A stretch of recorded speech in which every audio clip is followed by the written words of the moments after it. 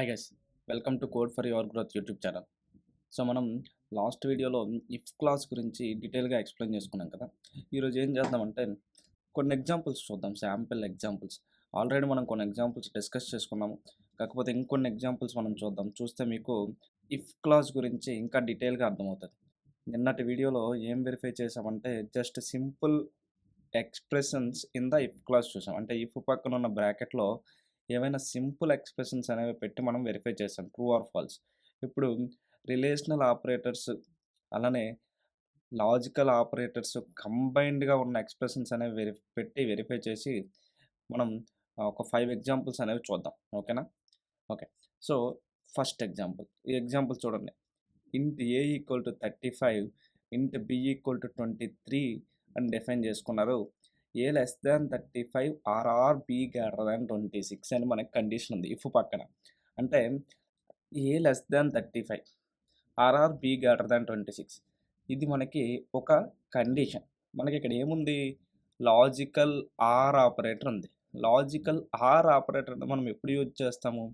ఏవైనా రెండు కండిషన్స్ మధ్యలో యూజ్ చేస్తాం.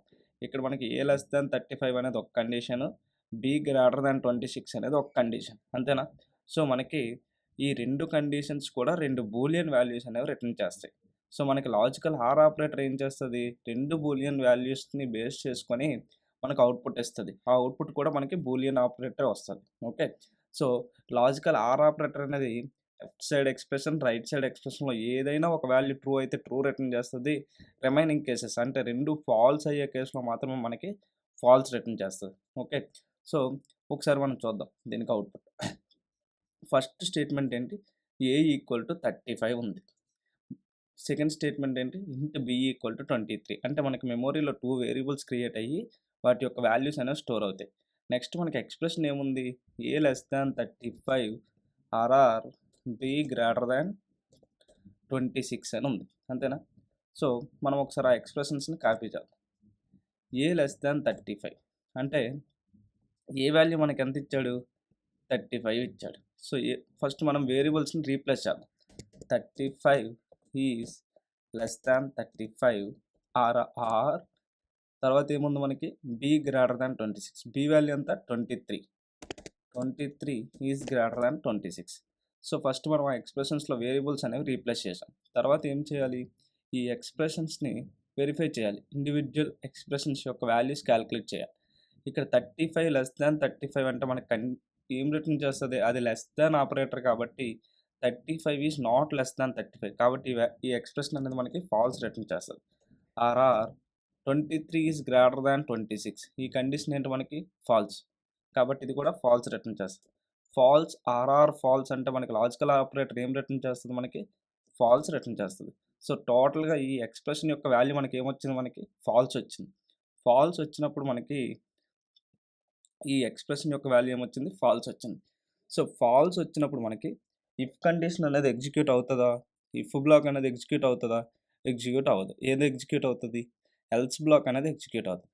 కాబట్టి మనకి ఎల్స్ బ్లాక్లో ఏముంది? System dot out dot print L N inside else అని ఉంది. కాబట్టి మనకి ఏం ప్రింట్ అవుతుంది? ఇన్సైడ్ ఎల్స్ అని ప్రింట్ అవుతుంది. ఓకే. ఒకసారి మనం సేవ్ చేసి వెరిఫై చేద్దాం. సేవ్ చేశాను, కంపైల్ చేద్దాం. Java C space if else demo dot Java. Next Java space if else demo. నాకు ఏం అవుట్పుట్ వచ్చింది? ఇన్సైడ్ ఎల్స్ అని వచ్చింది. ఎందుకు? ఈ కండిషన్ యొక్క వాల్యూ ఏమొచ్చింది? మనకి ఎంటైర్ ఎక్స్ప్రెషన్ యొక్క వాల్యూ ఏమొచ్చింది? ఫాల్స్ వచ్చింది. కాబట్టి మనకి ఇఫ్ బ్లాక్ అనేది ఎగ్జిక్యూట్ అవ్వదు. ఇఫ్ బ్లాక్ ఎప్పుడు ఎగ్జిక్యూట్ అవుతుంది? కండిషన్ యొక్క వాల్యూ ట్రూ అయితేనే ఎగ్జిక్యూట్ అవుతుంది.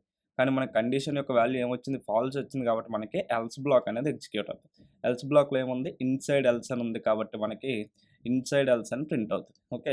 సో ఈ విధంగా మీరు ఏం వెరిఫై చేయాలంటే ఫస్ట్ ఆ ఎక్స్ప్రెషన్ యొక్క వాల్యూ క్యాలిక్యులేట్ చేయాలి. అందుకే నా ఆపరేటర్స్ అనే కాన్సెప్ట్ అనేది చాలా ఇంపార్టెంట్ అని మీకు ప్రతి వీడియోలో చెప్పాను. ఎందుకంటే ఆపరేటర్స్ కాన్సెప్ట్ వస్తేనే మనకి each and every other concepts అన్నీ కూడా మనకు అర్థమవుతాయి. అదే మీకు ఆపరేటర్స్ క్లాస్ అర్థం కాలేదనుకోండి, ఈ ఇఫ్ పక్కన ఉన్న ఈ ఎక్స్ప్రెషన్ యొక్క వాల్యూ మీకు ఏం తెలుస్తుంది? తెలీదు. అందుకే నేను ఆపరేటర్స్ క్లాస్ మల్టిపుల్ వీడియోస్ చేశాను. కాబట్టి ఫస్ట్ మీరు ఏం చేయాలంటే ఆ వీడియోస్ అన్నీ వాచ్ చేసి ఆపరేటర్స్ కాన్సెప్ట్ అర్థం కాకపోతే ఫస్ట్ ఆపరేటర్స్ కాన్సెప్ట్ డీటెయిల్గా వెరిఫై చేసి అవి నేర్చుకొని తర్వాత ఈ కాన్సెప్ట్స్ అనేవి చూడండి. ఓకే. సో, ఈ ప్రోగ్రామ్ యొక్క అవుట్‌పుట్ ఏమొస్తదని వెరిఫై చేద్దాం. నాకిక్కడ ఏమిచ్చాడు? A ఈక్వల్ టు 35 అని ఇచ్చాడు. B ఈక్వల్ టు 23 అని ఇచ్చాడు. C ఈక్వల్ టు 0 అని ఇచ్చాడు. అంటే ఫస్ట్ 3 స్టేట్మెంట్స్‌లో 3 వేరియబుల్స్‌ని డిక్లేర్ చేసుకున్నాడు. అంతేనా? నెక్స్ట్ మనకి ఇఫ్ పక్కన ఒక ఎక్స్‌ప్రెషన్ రాశాడు. ఏమని రాశాడు? A less than or equal to 35 and B greater than 26. అంటే ఇది ఒక మనకి ఎక్స్‌ప్రెషన్. అంతేనా? So, A less than or equal to 35 and B greater than 26. ఇది మనకు ఒక బూలియన్ ఎక్స్‌ప్రెషన్. ఫస్ట్ మనం దీని యొక్క వాల్యూ అనేది క్యాలిక్యులేట్ చేయాలి. ఏ వాల్యూ ఎంత మనకి 35 కాబట్టి నేను 35 రీప్లేస్ చేశాను. 35 is less than or equal to 35 and B greater than 26. B value ఎంత? 23 ఈజ్ గ్రేటర్ థాన్ 26. ఇది మనకి ఆ ఎక్స్‌ప్రెషన్‌లో ఉన్న వేరియబుల్స్‌ని రీప్లేస్ చేస్తే వచ్చిన ఎక్స్‌ప్రెషన్. కాబట్టి ఇప్పుడు మనం ఏం చేయాలి? లెఫ్ట్ సైడ్ ఉన్న ఎక్స్‌ప్రెషను, రైట్ సైడ్ ఉన్న ఎక్స్‌ప్రెషన్ యొక్క వాల్యూస్ క్యాలిక్యులేట్ చేయాలి. 35 is less than or equal to 35 అంటే ఏంటి మనకి కండిషను?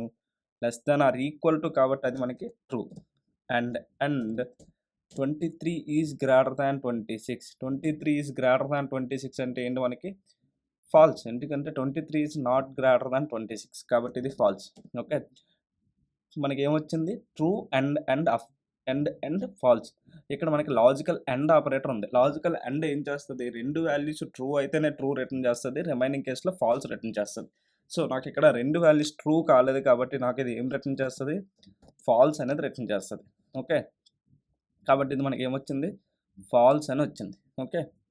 సో, మనకి టోటల్ ఎక్స్‌ప్రెషన్ యొక్క వాల్యూ ఏమొచ్చింది? ఫాల్స్ వచ్చింది. ఫాల్స్ వచ్చినప్పుడు మనకి ఇఫ్ పక్కన ఉన్న కండిషన్ యొక్క ఎక్స్‌ప్రెషన్ ఫాల్స్ వస్తే మనకి ఇఫ్ బ్లాక్ అనేది ఎగ్జిక్యూట్ అవ్వదు. ఏది ఎగ్జిక్యూట్ అవుతది? ఎల్స్ బ్లాక్ అనేది ఎగ్జిక్యూట్ అవుద్ది. ఇక్కడ నాకు ఎల్స్‌లో ఏముంది? C ఈక్వల్ టు 7 అని ఉంది. అంటే ఫస్ట్ ఇనిషియల్‌గా C వాల్యూ 0కి డిక్లేర్ చేసుకున్నారు. కానీ నాకు ఇఫ్ పక్కన ఉన్న ఎక్స్‌ప్రెషన్ ట్రూ అయితే ఇఫ్ బ్లాక్ ఎగ్జిక్యూట్ అయ్యి C ఈక్వల్ టు వాల్యూ 5 కింద అప్డేట్ అవ్వమని చెప్పాను. ఒకవేళ ఇఫ్ బ్లాక్ అనేది ఎగ్జిక్యూట్ అవ్వకపోతే అంటే ఫాల్స్ వస్తే ఎల్స్ బ్లాక్ ఎగ్జిక్యూట్ అయినప్పుడు C యొక్క వాల్యూ 7కి అప్డేట్ అవ్వమని చెప్పాను.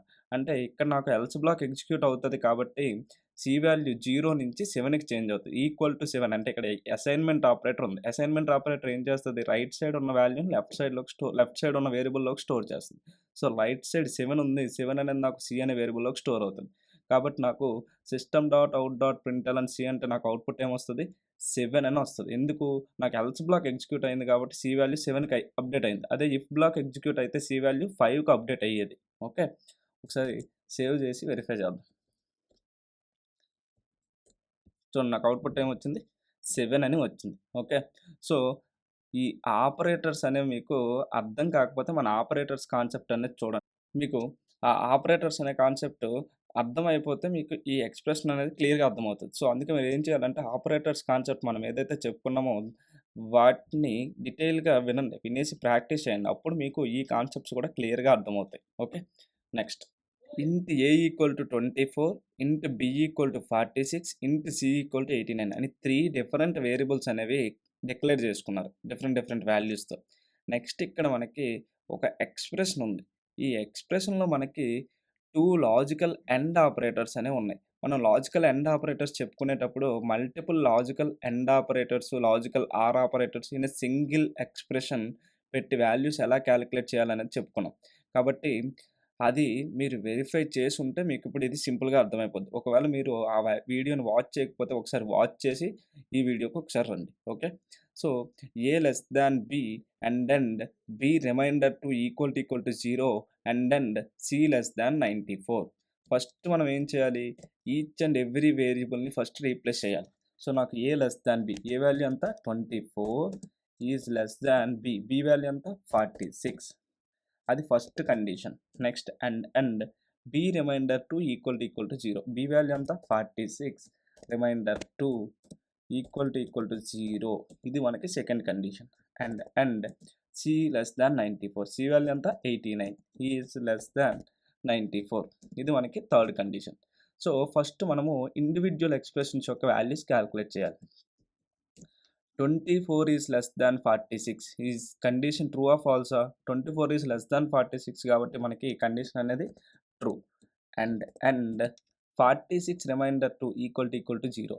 46ని 2తో డివైడెడ్ బై చేసినప్పుడు రిమైండర్ 0 వస్తదా? రాదా? 46 రిమైండర్ 2 ఇది రిమైండర్ ఆపరేటర్. ఇది ఏం రిటర్న్ చేస్తది? 46ని 2తో డివైడెడ్ బై చేస్తే వచ్చే రిమైండర్ యొక్క వాల్యూని మనకి రిటర్న్ చేస్తది. 46 రిమైండర్ 2 అంటే ఎంతొస్తది? 0. 0 ఈక్వల్ టు 0 అంటే ఏంటి? ట్రూ. కాబట్టి దీని యొక్క వాల్యూ ఏంటి? True. And 89 is less than 94 అంటే ఈ కండిషన్ యొక్క వాల్యూ ఏంటి? True. Okay. True and true and true. So first మనకి ట్రూ అండ్ ట్రూ ఇది మనకు ఒక expression. So logical and operator ఉంది కాబట్టి ట్రూ అండ్ ట్రూ మనకి ఏం రిటర్న్ చేస్తుంది? ట్రూ రిటర్న్ చేస్తుంది. And true. సో మనకి ఈ ఎక్స్ప్రెషన్ యొక్క వాల్యూ ట్రూ వచ్చింది కాబట్టి ట్రూ రిటర్న్ చేశాను. నెక్స్ట్ అండ్ ట్రూని యాజ్ ఇట్ ఈజ్ రాశాను. నెక్స్ట్ మళ్ళీ అది మనకి ట్రూ అండ్ ట్రూ కింద కన్వర్ట్ అయింది. ట్రూ అండ్ ట్రూ అంటే మళ్ళీ మనకి ఏమొస్తుంది? ట్రూ వస్తుంది. సో అట్ ది ఎండ్ మనకి టోటల్ ఎక్స్ప్రెషన్ యొక్క వాల్యూ ఏమొచ్చింది? ట్రూ అని వచ్చింది. సో ట్రూ వస్తే ఇఫ్ పక్కన ఉన్న కండిషన్ యొక్క ఎక్స్ప్రెషన్ ట్రూ వస్తే మనకి ఏం ఎగ్జిక్యూట్ అవుతుంది? ఇఫ్ బ్లాక్లో ఉన్న స్టేట్మెంట్ అనేది ఎగ్జిక్యూట్ అవుతుంది. సో నాకు టోటల్ ఎక్స్ప్రెషన్ యొక్క వాల్యూ ట్రూ వచ్చింది కాబట్టి C equal to B minus A అనేసి ఒక స్టేట్మెంట్ ఉంది. అంటే C equal to B minus A. బిలో ఉన్న వాల్యూ నుంచి ఏలో ఉన్న వాల్యూని సబ్స్ట్రాక్ట్ చేసి స్టోర్ చేయమంటారు. బి వాల్యూ ఎంత? 46 మైనస్ ఏ వాల్యూ ఎంత? 24. ఓకే. అంటే 46 మైనస్ 24 అంటే సి ఈక్వల్ టు ఎంత? 22. సో 46 మైనస్ 24 ఎంత మనకి? 22. సో ఈ 22 అనే వాల్యూని సి అనే వేరియబుల్లోకి స్టోర్ చేయమని చెప్తున్నారు. సో అంటే ఇక్కడ C equal to B minus C అంటే ఫస్ట్ మనం ఈ రైట్ సైడ్ ఉన్న ఎక్స్ప్రెషన్ యొక్క వాల్యూ క్యాలిక్యులేట్ చేయాలి. వాల్యూ క్యాలిక్యులేట్ చేసి ఆ వాల్యూని సి అనే వేరియబుల్లో స్టోర్ చేయాలి. Okay. So C equal to 22 అని మనకి స్టోర్ అయింది. ఓకే. మనకి ఇఫ్ పక్కన ఉన్న ఎక్స్ప్రెషన్ ట్రూ వచ్చింది కాబట్టి సి ఈక్వల్ టు 22 అని వచ్చింది. ఇక్కడ మనకి ఎల్స్ అనేది ఎగ్జిక్యూట్ అవుతుందా? ఎందుకు? ఇఫ్ పక్కన ఉన్న ఎక్స్ప్రెషన్ అనేది ట్రూ అయింది కాబట్టి ఎల్స్ అనేది ఎగ్జిక్యూట్ అవ్వదు. ఓకే. సో మనకు అవుట్‌పుట్ ఏమొస్తది? చాలామంది ఏం థింక్ చేస్తారంటే అవుట్‌పుట్ ఏం రాదు సార్ ఎందుకంటే ప్రింట్ఎల్ఎన్ స్టేట్మెంటు ఎల్స్ బ్లాక్‌లో ఉంది అనేసి అనుకుంటారు. సో ఇక్కడ మనకి ప్రింట్ఎల్ఎన్ స్టేట్మెంట్ ఎల్స్ బ్లాక్‌లో లేదు. ఎందుకు అంటే ఇక్కడ మనకి బ్రాకెట్స్ అనేవి లేవు. బ్రాకెట్స్ లేకపోతే మనకేంటి? ఏదైతే ఫస్ట్ స్టేట్మెంట్ ఉంటదో ఆ స్టేట్మెంట్ మాత్రమే ఎల్స్ బ్లాక్‌లోకి వచ్చినట్టు రిమైనింగ్ స్టేట్మెంట్స్ అన్నీ కూడా ఇఫ్ అండ్ ఎల్స్ బ్లాక్‌కి ఔట్ సైడ్ వచ్చినట్టు. ఓకే. అదే ఒకవేళ ఇక్కడ బ్రాకెట్స్ ఉన్నాయనుకోండి ఇలా. అప్పుడు మనకి స్టేట్మెంట్ అనేది ఎల్స్ బ్లాక్‌లో ఉన్నట్టు. కానీ మనకి బ్రాకెట్స్ లేవు కాబట్టి మనకి ఈ స్టేట్మెంట్ ఏదైతే ఉందో ఈ స్టేట్మెంట్ అనేది ఎల్స్ బ్లాక్ యొక్క ఔట్ సైడ్ ఉన్నట్టు. కాబట్టి ఈ ఇఫ్ కండిషన్ ట్రూ అయింది కాబట్టి మనకి ఈ స్టేట్మెంట్ ఎగ్జిక్యూట్ అయ్యి ఎల్స్ బ్లాక్‌లో ఉన్న ఈ స్టేట్మెంట్ ఎగ్జిక్యూట్ అవ్వకుండా ఈ ఇఫ్ ఎల్స్‌కి ఔట్ సైడ్ ఏదైతే ఈ స్టేట్మెంట్ ఉందో ఈ స్టేట్మెంట్ కూడా ఎగ్జిక్యూట్ అవుతది. కాబట్టి నాకు ఈ స్టేట్మెంట్ ఎగ్జిక్యూట్ అయ్యి సి వాల్యూ 22 వచ్చింది. తర్వాత ఈ స్టేట్మెంట్ ఎగ్జిక్యూట్ అయినప్పుడు సి వాల్యూ ప్రింట్ అవుతది. ఎంత అయింది? 22 అయింది కాబట్టి మనకి 22 అని ప్రింట్ అవుతది. ఓకే. ఒకసారి కంపైల్ చేసి రన్ చేద్దాం. కంపైల్ చేశాను. రన్ చేశాను. నాకు ఎంత వచ్చింది? 22 అని వచ్చింది. ఓకే. సో ఈ విధంగా మీరు వెరిఫై చేయాలి. ఇక్కడ నాకు 3 వాల్యూస్ డిక్లేర్ చేసుకున్నారు. ఇంట్ ఏ ఈక్వల్ టు 47, ఇంట్ B equal to 39, int C equal to 80. So 3 values declare చేసుకొని మనకి ఇఫ్ పక్కన ఒక ఎక్స్ప్రెషన్ ఉంది.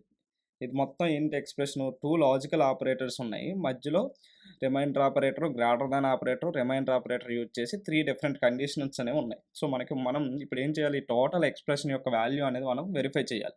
సో ఫస్ట్ ఏం చేయాలి? వేరియబుల్స్ యొక్క వాల్యూస్ రీప్లేస్ చేయాలి. ఏ వాల్యూ ఎంత?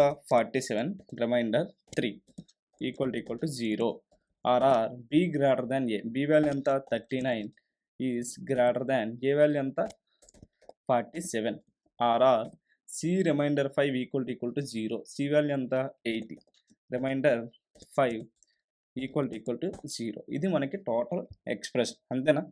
సో మనకి 47 రిమైండర్ 3 ఈ వాల్యూ ట్రూ ఆర్ ఫాల్సా?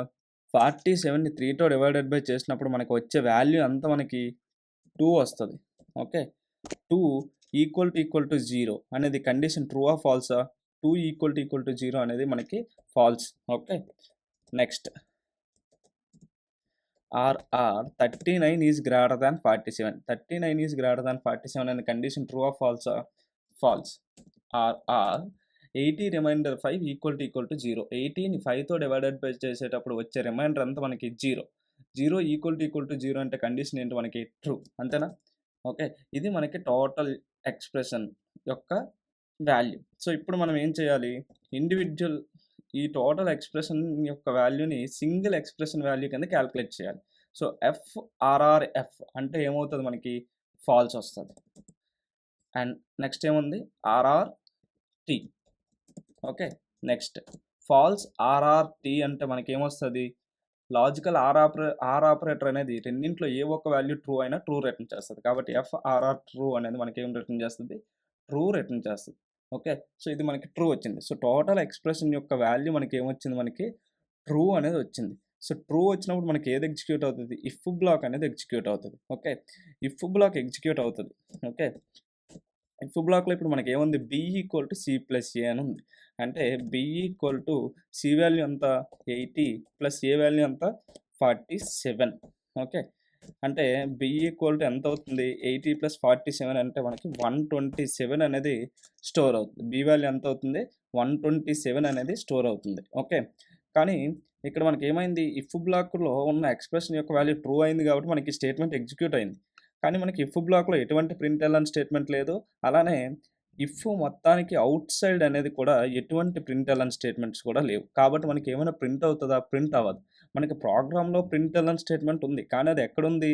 ఎల్స్ బ్లాక్‌లో ఉంది. ఎల్స్ బ్లాక్‌లో మనకి బ్రాకెట్స్ ఉన్నాయి కాబట్టి ఈ 2 స్టేట్‌మెంట్స్ కూడా మనకి ఎల్స్ బ్లాక్‌లోకొస్తాయి. మనకసలు ఎల్స్ బ్లాక్ ఎగ్జిక్యూట్ అవుతదా? ఎగ్జిక్యూట్ అవ్వదు. ఎందుకు? ఇఫ్ పక్కన ఉన్న ఎక్స్‌ప్రెషన్ యొక్క వాల్యూ ఏమొచ్చింది? ట్రూ వచ్చింది. కాబట్టి ఓన్లీ ఇఫ్ బ్లాక్ మాత్రమే ఎగ్జిక్యూట్ అవుతది. ఓకే. ఎల్స్ బ్లాక్ అనేది ఎగ్జిక్యూట్ అవ్వదు. ఈవెన్ దో మనకి ఎల్స్ బ్లాక్‌లో ప్రింట్‌ఎల్ఎన్ స్టేట్‌మెంట్ ఉన్నా, ఇఫ్ పక్కన ఉన్న ఎక్స్‌ప్రెషన్ యొక్క వాల్యూ ఫాల్స్ వచ్చింది కాబట్టి, మనకి ఎల్స్ ఎగ్జిక్యూట్ అవ్వదు. కాబట్టి అందులో ఉన్న ప్రింట్‌ఎల్ఎన్ స్టేట్‌మెంట్ అనేది ఎగ్జిక్యూట్ అవ్వదు. ఓకే. మనకు ఓన్లీ ఇఫ్ స్టేట్‌మెంట్ మాత్రమే ఎగ్జిక్యూట్ అవుతది. ఈ ఇఫ్ స్టేట్‌మెంట్ ఏం చేస్తుంది? B equal to C plus A అంటే బి యొక్క వాల్యూ 127 కింద అప్డేట్ చేస్తుంది అంతే. కానీ మనం ఆ బి యొక్క వాల్యూని ఎక్కడ ప్రింట్ చేయట్లేదు. సో, మనకిప్పుడు అవుట్‌పుట్ ఏమొస్తది? ఏ ప్రింట్‌ఎల్ఎన్ స్టేట్‌మెంట్ కూడా ఎగ్జిక్యూట్ అవ్వలేదు కాబట్టి మనకి ఎటువంటి అవుట్‌పుట్ రాదు. ఒకసారి రన్ చేద్దాం. చూడండి మనకు అవుట్‌పుట్ ఏమైనా వచ్చిందా? అవుట్‌పుట్ ఏం రాలేదు. ఓకే. సో, ఈ విధంగా మీరు ఈచ్ అండ్ ఎవ్రీ కండిషన్‌ని వెరిఫై చేసుకొని, ఆ తరువాత ఆ ఇఫ్ బ్లాక్‌లో ఉన్న ఏ బ్లాక్ ఎగ్జిక్యూట్ అవుతుందనేది చూడాలి. ఓకే. ఇది చూడండి. ఇంట్ ఏ ఈక్వల్ టు 39, ఇంట్ బి ఈక్వల్ టు 39 అంటే 2 వేరియబుల్స్ అనేవి నేను డిఫైన్ చేసుకున్నాను. If A equal to B ఒక సింపుల్ ఎక్స్‌ప్రెషన్ అంటే ఏ యొక్క వాల్యూ బి యొక్క వాల్యూకి ఈక్వల్ అవుతుందా లేదా అని వెరిఫై చేయమని చెప్పాను. ఏ యొక్క వాల్యూ నాకేంటి 39 అంటే ఈ ఎక్స్‌ప్రెషన్ ఏమవుతుంది 39 equal to 39.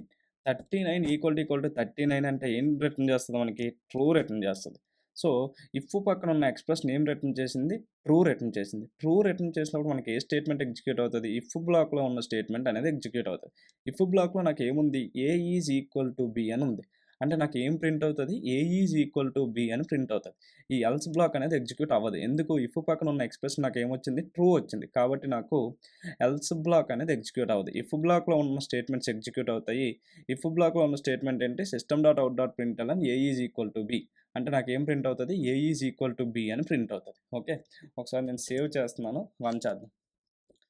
If demo if else A is equal to B అని ప్రింట్ అయింది. ఓకే. సో, మీరేం చేయాలంటే ఇలా మల్టిపుల్ ఎక్స్‌ప్రెషన్స్ అంటే మీకు ఆపరేటర్స్ అన్నీ కరెక్ట్‌గా తెలుసు కాబట్టి ఆపరేటర్స్ యూజ్ చేసుకొని బూలియన్ ఎక్స్‌ప్రెషన్స్ అంటే బూలియన్ వాల్యూ రిటర్న్ చేసే ఎక్స్‌ప్రెషన్స్ అనేవి మీకు మీరు ఓన్‌గా డిఫైన్ చేసుకొని ఆ ఇఫ్ బ్లాక్ పక్కన పెట్టుకోండి. అది ట్రూ అయితే ఇఫ్ బ్లాక్‌లో ఉన్న స్టేట్‌మెంట్స్ ఎగ్జిక్యూట్ అవుతాయి. ఫాల్స్ అయితే ఎల్స్ బ్లాక్‌లో ఉన్న స్టేట్‌మెంట్స్ ఎగ్జిక్యూట్ అవుతాయి.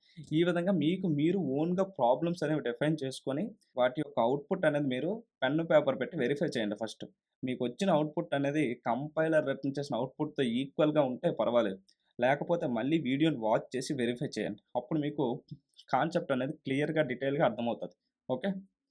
గైస్ మీకు మన వే ఆఫ్ ఎక్స్‌ప్లనేషన్ నచ్చితే వీడియోని లైక్ చేసి, కామెంట్ చేసి, షేర్ చేయండి. అలానే మీ ఫ్రెండ్స్ అందరికి వీడియోని షేర్ చేయండి. ఓకే. ఎవరైతే స్టూడెంట్స్ ఉన్నారో వాళ్ళందరికీ మన జావా ప్లేలిస్ట్ అనేది షేర్ చేయండి. ఓకే.